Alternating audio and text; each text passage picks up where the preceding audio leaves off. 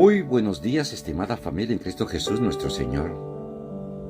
Realmente es un privilegio el poder llevar los mensajes del Señor, puesto que Él siempre en Isaías 56:6 nos decía, 55:6, perdón, nos decía: busquen al Señor mientras puedan encontrarlo, llámenlo mientras está cerca.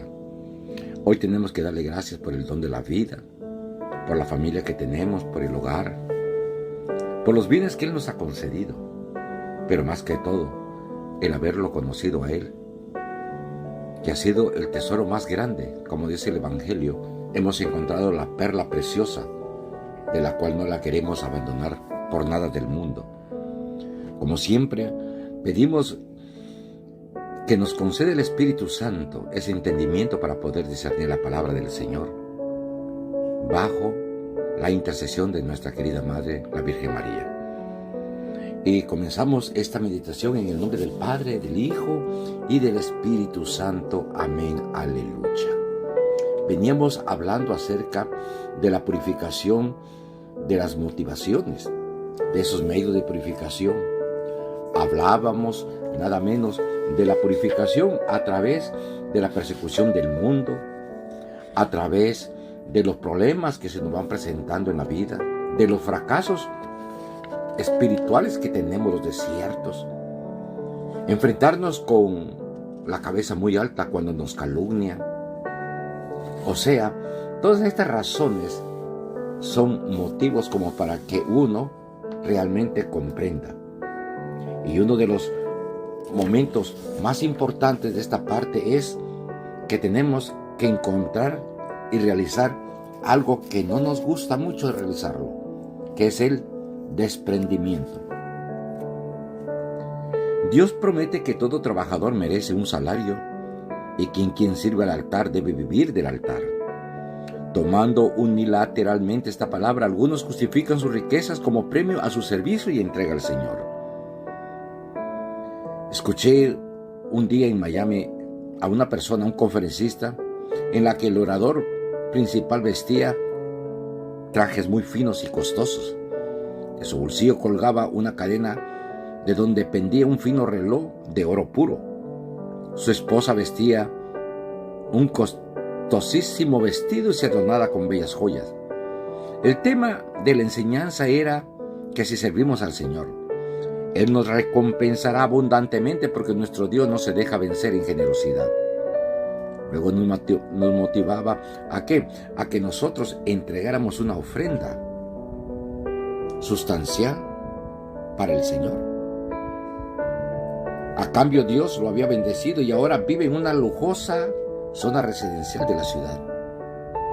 Repetía que él era el embajador de Cristo y que tenía una sólida condición económica porque él era hijo del rey y viajaba siempre en primera clase. Al final, él ofrecía y decía que aquel que da una ofrenda generosa, Dios le iba a devolver el 100 por 1. La gente, motivada por la expresión y el léxico con que él usaba, comenzó a ofrendar. Y realmente yo me acuerdo que cuando alguien le pregunta al Señor acerca de que querían seguirlo y también ser embajador de Él, y Jesucristo respondió de una manera clave y sencilla: el Hijo del Hombre no tiene dónde reclinar la cabeza, y que nunca buscó nada para sí, sino que lo entregó todo. ¿Sabe para quién? Por nosotros y a nosotros. A veces el Señor nos priva de un salario para purificar nuestra entrega a su servicio. Incluso nos manda sin nada y nos prohíbe recibir cosa alguna, para así mantenernos libres sirviéndole solamente a Él. Cuando Jesús envió a sus discípulos, les dijo claramente que no llevaran bolsa con dinero, ni alforja, ni doble túnica, porque durante el proceso de su entrega, el proceso de presentarlo a Él, el pueblo les iba a conceder lo que necesitaban.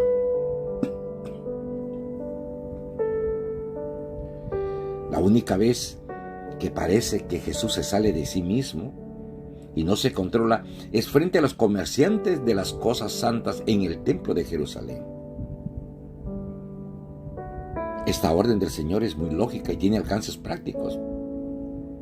Han convertido la casa de mi Padre en un negocio, y la casa de mi Padre es templo de oración, de entrega, para encontrarnos con Él.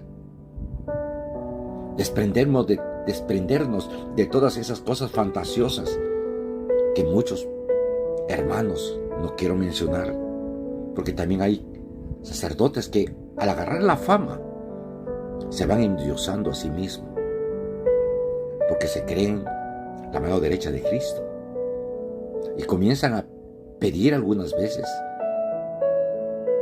primicias especiales para ellos. El peligro más grande que encuentro en la iglesia es que la estructura eclesial ofrece exceso de ventajas materiales a quienes pertenecen a ella. Hay muchos títulos, cargos, grados, escalones de autoridad. Y de esa manera se produce un consumismo eclesiástico. Quien paga a un mariachi tiene derecho a pedir las canciones que le gustan. Desgraciadamente, cuando se aceptan bienes materiales se tiene que responder a los bienhechores con preferencias espirituales. Por eso, el sacerdote del Señor no debe recibir nada de nadie. La única paga del apóstol debe ser la dicha de haber anunciado el Evangelio y demostrar a través de su testimonio la presencia real de Cristo.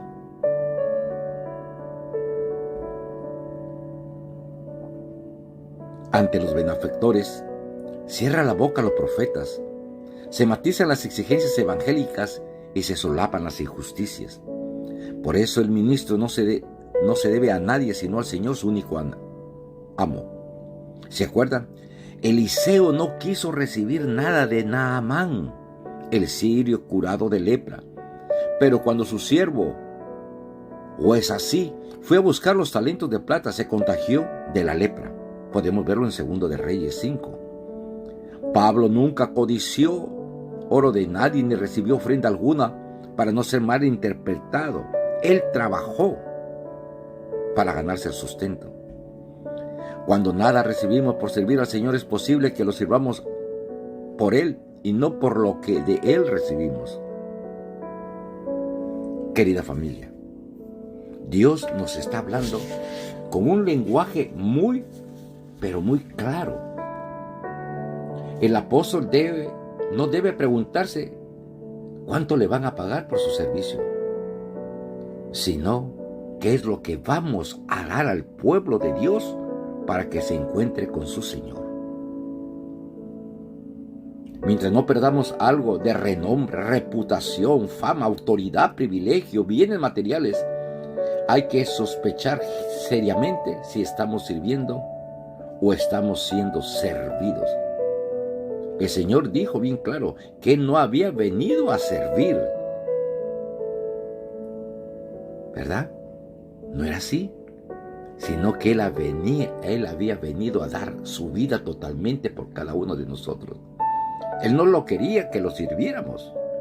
Él quería darse completamente para cumplir la voluntad de su Padre. Y muchas veces, algunas personas, cuando van en esta entrega, confunden los sentimientos por la fama.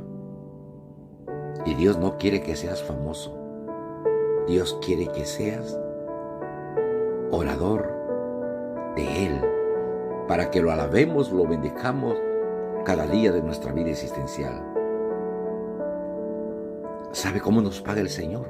Cuando uno se entrega, nos concede vida. Vida para continuar anunciando su palabra. Vida para realmente atraer esas almas perdidas que andan por el mundo a la luz de Cristo. Nos convierte en el eco de su voz. Yo he venido para que todos los que crean en mí tengan vida y vida en abundancia. En ningún momento el Señor dijo para que crean en nosotros o en ti. No, en Él. Él es la piedra angular. Él es todo, hermano. Por eso que hoy en esta meditación, ¿qué cosa estás dispuesto a perder? ¿Tus títulos? ¿Tus prestigios? ¿Tus bienes materiales? ¿Ministeriales? ¿Autoridad? Todos aquellos emblemas que te regalan para ser colgado en tus paredes de tu casa o de la iglesia donde tú perteneces. No, hermano.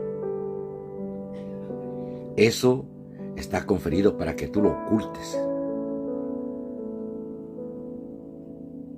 A mí muchas veces me han dado unos diplomas muy honoríficos, placas, pero yo las tengo en un pequeño baúl, en el fondo de mi armario. Porque el día que yo ponga alguna cosita de ese colgado en mi casa, voy a creer que yo soy el que realiza todo, y no es mi Jesús. Pedro tomó la palabra con claridad y autoridad sincera y contestó ante la pregunta del maestro: ¿por qué no se van? Mientras que conmigo no sacan ninguna ventaja, yo no tengo nada que ofrecerles ya. Y Pedro simplemente dice: la mera verdad, que sí nos da ganas de irnos. Por estar contigo nos critican, por seguirte nos acusan y nos señalan con el dedo.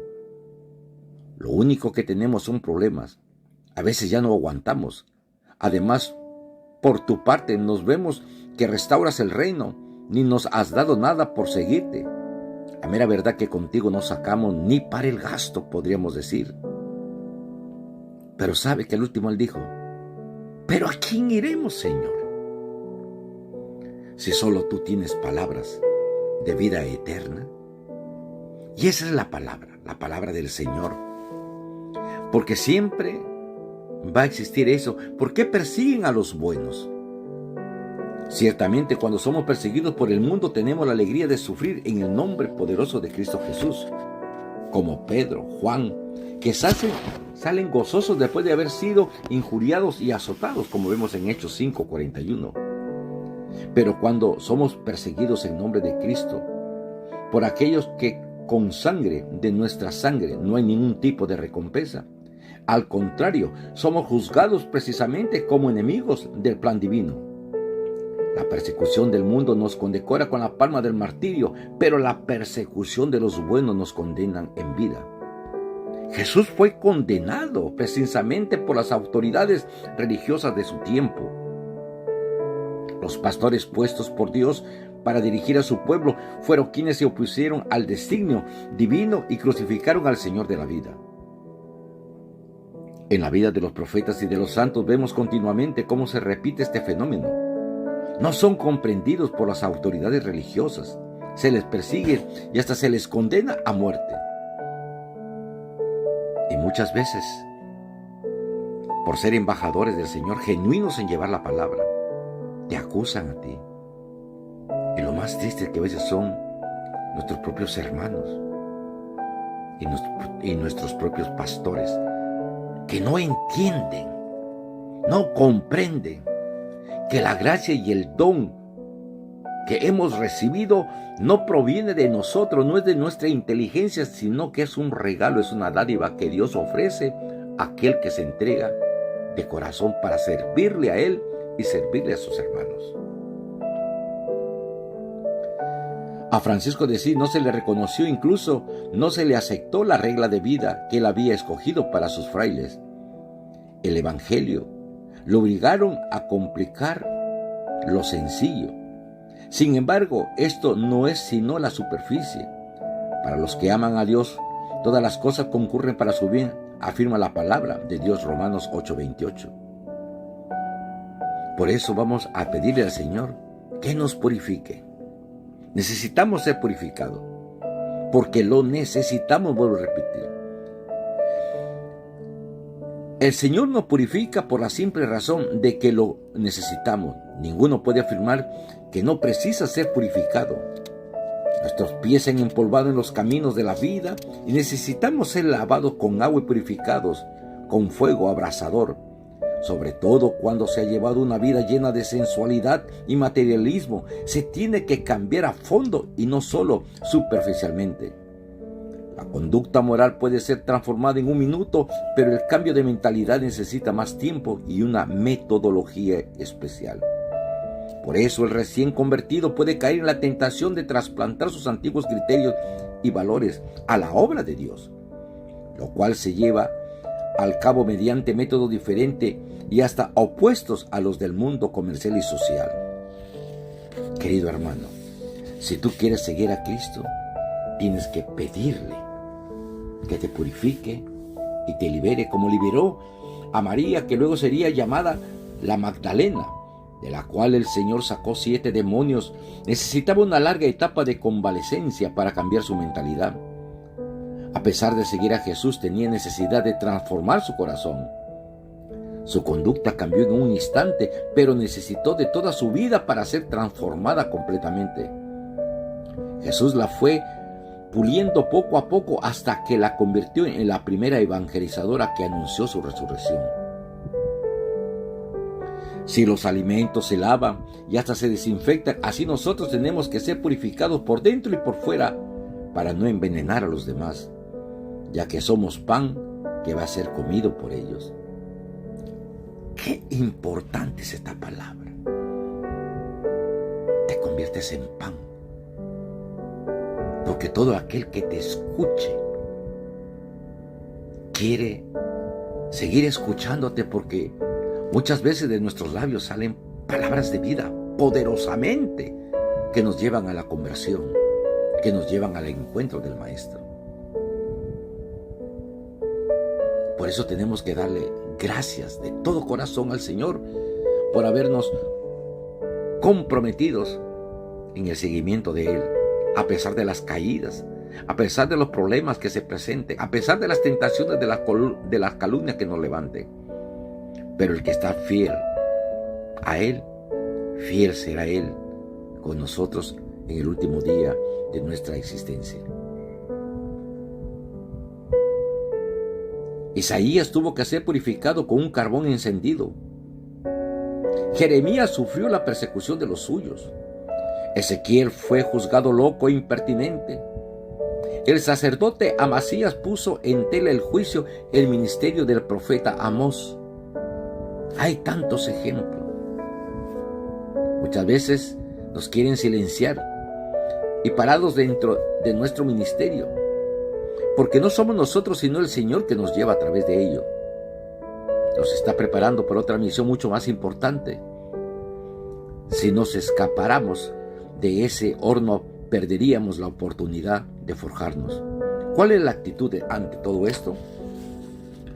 La actitud es el abandono. La confianza ilimitada en el Señor nos debe llevar a una actitud de abandono voluntario al plan divino. Sin embargo, lo más importante no es abandonarnos, sino abandonados sin condición para que Él pueda realmente hacer su obra en nosotros. Así como el alfarero agarra el barro, lo humedece, lo comienza a trabajar con sus manos hasta formar la vasija nueva. Así Cristo quiere realizar esa misma metodología en nuestros corazones.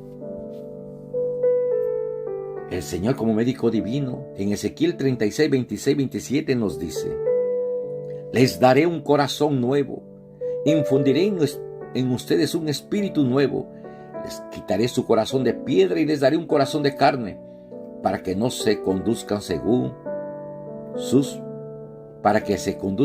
mis preceptos.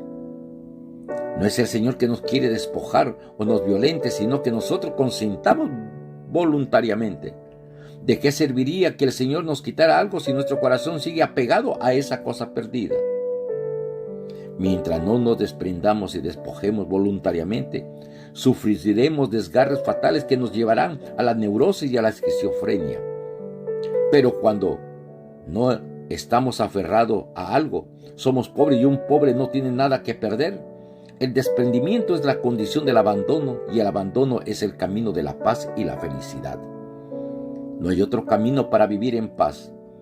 Quienes tratan de apegarse a cualquier cosa, circunstancia o persona, se vuelven esclavos de esa posesión. Le damos gracias al Señor por esta gran meditación que hemos recibido. Quizás en algo te va a tocar el Señor. La próxima vez vamos a entrar con el cuarto paso. Lo repartió. Piensa, lo repartió.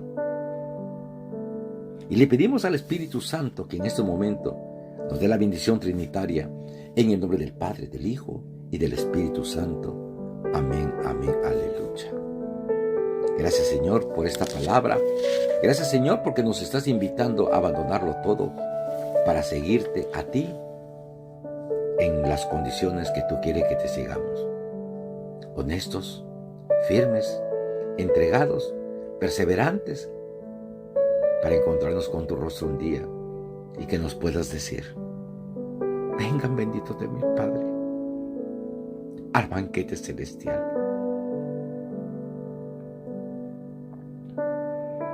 Que tenga un hermoso día, hermano, y reflexionemos que Cristo nos quiere en su reino. Y rogamos que así sea. Que tengan un día muy hermoso y que Dios me los acompañe siempre en su vida espiritual. En el nombre del Padre, del Hijo y del Espíritu Santo. Amén. Buen día.